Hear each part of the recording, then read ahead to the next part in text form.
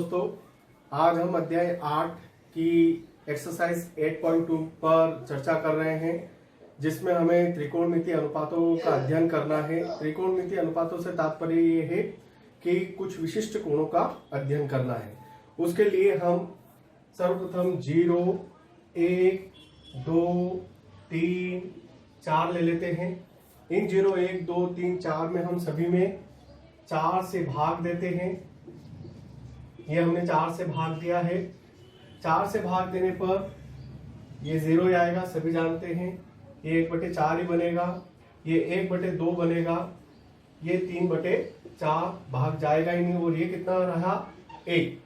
अब ये जो प्राप्त संख्या है, इस प्राप्त संख्या का वर्गमूल ज्ञात करेंगे हम। तो 0 का वर्गमूल 0 होगा, 1/4 का वर्गमूल 1/2 हो जाएगा, सभी जानते हैं। 1 का वर्गमूल 1 और 4 का वर्गमूल 2। यहां जब हम देखेंगे तो 1/2 का वर्गमूल, 1 का वर्गमूल 1 और 2 का वर्गमूल पॉइंट में आता है, इसलिए हम उसे जैसा है वैसा का वैसा ही रखेंगे।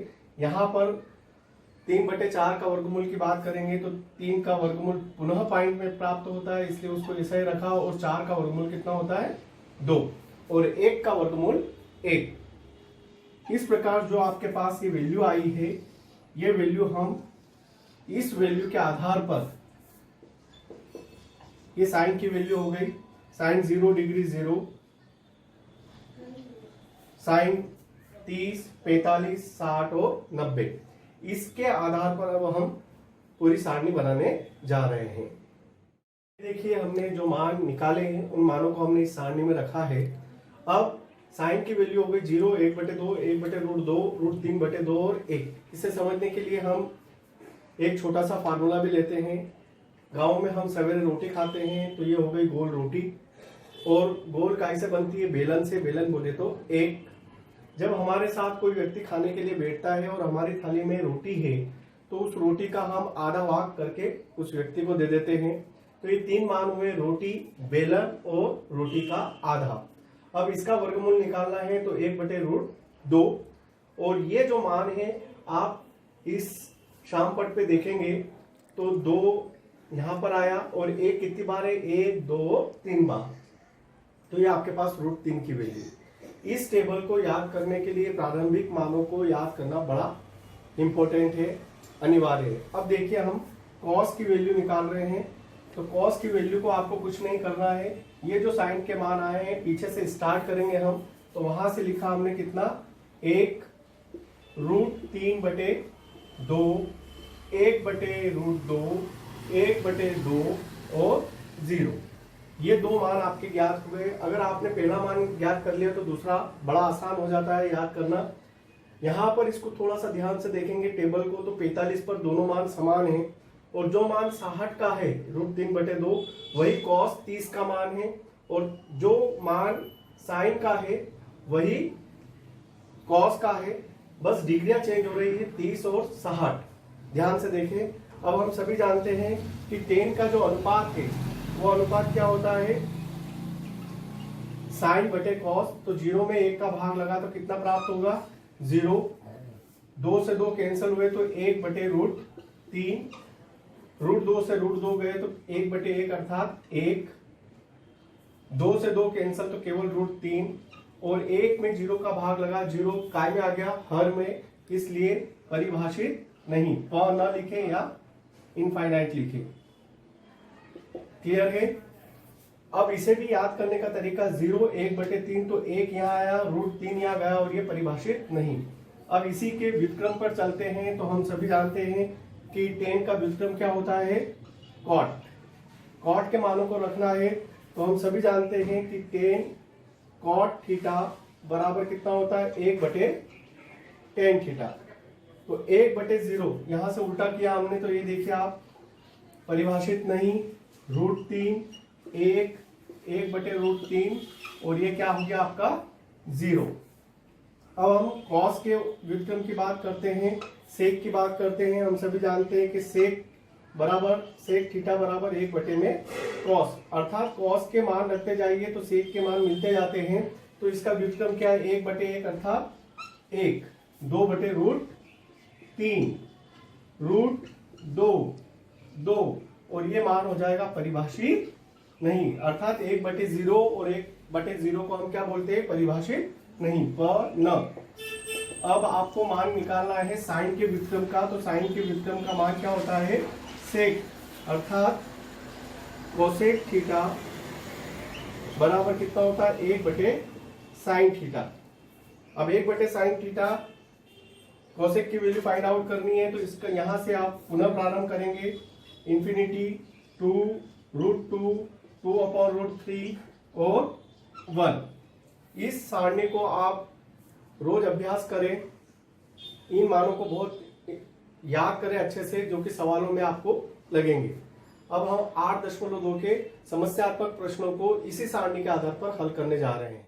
8.2 के प्रथम सवाल पर हम देख रहे हैं, जो 2019 में आया है, sin 60 cos 30 plus sin 30 cos 60 का मान ज्ञात कीजिए। हल sin 60 cos 30 plus sin 30 cos 60 की वैल्यू ये सारणी में आप देखेंगे, तो इस सारणी में स्पष्ट रूप से आप, अगर आपने याद नहीं करी है तो याद कर ले। यहाँ मैंने आपकी सुविधा के लिए ये डिस्प्ले किया है, साइन 60 डिग्री कितना है, √3/2, कॉस 60 डिग्री 1/2। यहाँ ध्यान से देखेंगे तो 30 और 60 की वैल्यू दोनों की क्रॉस में है। जो साइन 30 की वैल्यू है वही कॉस 60 की वैल्यू है, जो साइन 60 की वैल्यू है वही कॉस 30 की वैल्यू है। आइए हम इन मानों को, जो हमको प्रश्न दिया गया है, उस प्रश्न में रखते हैं। तो सारणी की मदद से हम यहाँ पर साइन 60 की वैल्यू कितनी है, √3/2, कॉस 30 की वैल्यू √3/2, जैसा कि उस सारणी में दर्शाया गया है। पुनः रिपीट करता हूं कि सारणी को आप बहुत अच्छे से करें, ताकि आपके ये जो नंबर से पूरे के पूरे मिले आपको। साइन 30 की वैल्यू 1/2, जो साइन 30 की है वही कॉस 30 की वैल्यू है, 60 की वैल्यू, सॉरी।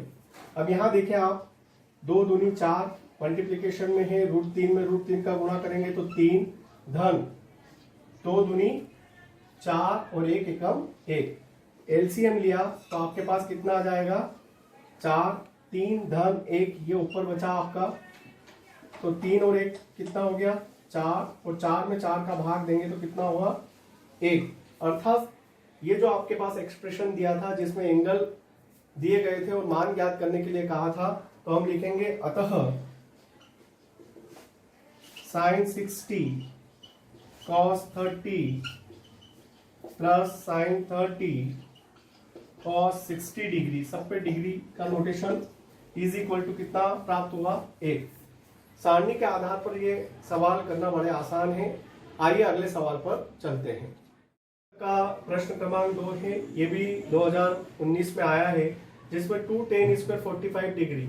टेबल में देखेंगे tan 45 का मान 1 है, cos स्क्वायर 30 डिग्री, cos 30 का मान √3/2 और साइन स्क्वायर 60 डिग्री का मान ज्ञात कीजिए। आइए सारणी की मदद से हम इस प्रश्न को हल करते हैं।